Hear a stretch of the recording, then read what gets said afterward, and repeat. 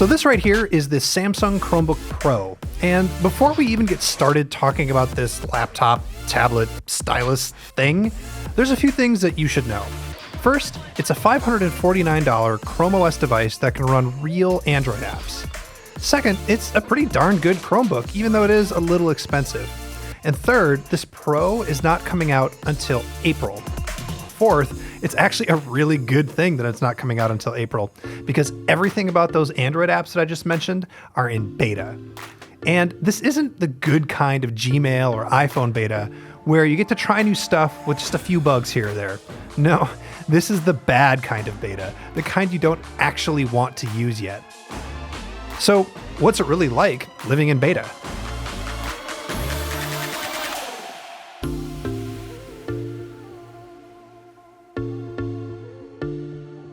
Okay, let's dig in here. Samsung is actually releasing two different Chromebooks this year. This is the Pro, which has a faster Intel processor. It's going to be black when it's released in April. This is just a pre-production unit. But there's also the Chromebook Plus, which is $449 and has a slower ARM processor, but it's coming out right away. We tested that too, and it's fine. It can't handle quite as many browser tabs, but it does way better than you might expect from its pokey processor. You may have noticed that I can flip this thing around and use it as a tablet, except, well, it's a really crappy tablet. You can't split screen stuff yet, and Android apps on Chrome are still in beta. It's just incredibly buggy. Here's one example, Altos Adventure. It's a great game, it's pretty simple, but when I tried to play it, the frame rate was so low that I kept on crashing. It just doesn't work yet. The same thing happens with other games like Asphalt 8. You just can't play it.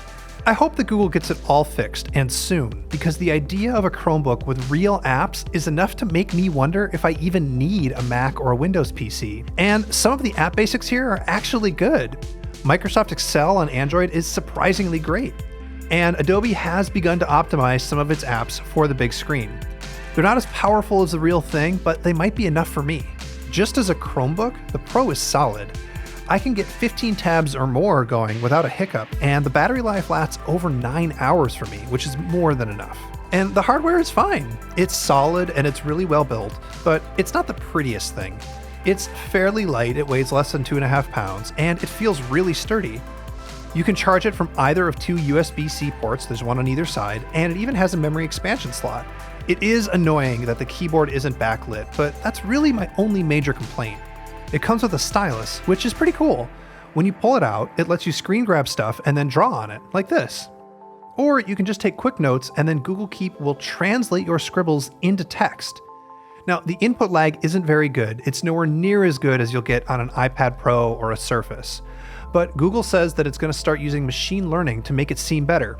It's a neat idea, but again, it's just not ready yet. You buy a Chromebook because it just works, and it stays out of your way, and the Chromebook Pro definitely does both of those things. With a few more months of software work, there could be something really great here, and there are going to be a ton of Chromebooks that are really compelling really soon, with Android apps and styluses and touchscreens and the whole works. If Google can pull it off, it could give cheap Windows laptops a run for their money. But Google has not pulled it off yet. What you're looking at right now is just a bunch of promises,